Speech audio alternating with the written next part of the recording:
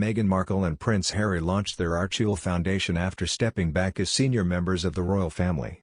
The Duke and Duchess of Sussex have settled into a new life in Montecito in California, bought an £11 million house, secured lucrative multi-million-pound deals with Netflix and Spotify and volunteered during the COVID-19 crisis. But the pair have only released one podcast on Spotify. Royal expert Neil Sean has claimed their deal with Spotify is not in its original format. Mr. Sean said, "Apparently Spotify are mystified by the lack of content. I'm not really mystified by it. When you think about it, there are two people who have never truly made audio broadcasts before or really had any involvement within the media. The former actress, of course, has appeared in a few movies and TV, but that's really is their extent of media involvement. What's interesting to note is there have been some false stop-starts, but it does appear Spotify is saying, where is the content? They've only paid a small sizable fee, but they want to see something."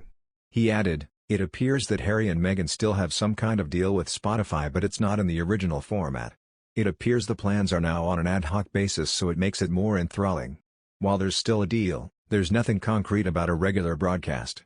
His comments come after Meghan's latest appearance on The Ellen Show, where she spoke of the difficulties of having two children as she shared more intimate details about them.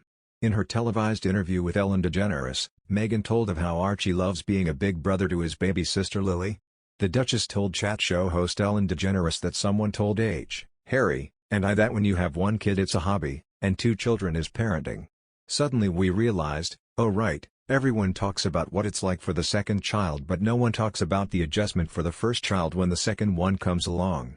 Another news, Kate Middleton and Prince William appear to have stepped up as senior royals and attempted to keep the firm moving in the right direction after a rocky year.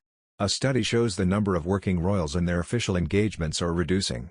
The Windsors have undertaken less than 60% of the engagements they were honoring 2 years ago, with the combination of COVID, loss of senior members like Prince Harry and Meghan Markle, and the elderly generation of royals growing older, believed to be at the heart of the issue. In total, the royal family fulfilled 2,065 duties this year, which is an increase of a third, 35%, from 2020. But only 59.5% of 2019's number. Future King, Prince William, is the only royal to have completed more duties, 227, this year than 2019's tally, research Patricia Treble says. The analysis by the Canadian researcher shows Kate, the Duchess of Cambridge, only attended one fewer event this year compared to 2020. She also had the smallest drop in duty events compared to 2 years ago. The future Queen consort has been praised for stepping up to the plate with high-profile projects and campaigns over the past year. Ms. Treble said of William and Kate, "Sure, their overall level of engagements hasn't changed that much, but that's actually news, as the other senior royals have experienced large drops in their tallies during the pandemic." The Queen, who lost her husband of 7 decades, Prince Philip, in April, has also been plagued by a recent health scare. She undertook 182 engagements in 2021. Her Majesty had attended 127 in 2020 and 291 in 2019. Prince Charles has attended the largest number of engagements over the past few years, but Princess Anne has worked the most number of days and has been dubbed the most hard-working royal. This year, she took up the top spot for both areas and did 10 more engagements at 381.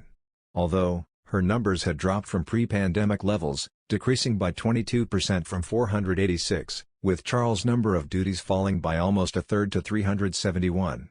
Ms. Treble also suggested it was a pointer to the future of a slimmed-down monarchy, with sources seeing no sign of younger royals such as Andrew's daughters or Edward's children being brought in to help bolster the ranks. She said, "Obviously the upheaval generated by the pandemic during the last 2 years has meant that direct year-to-year comparisons between 2021 and pre-pandemic years can't be made.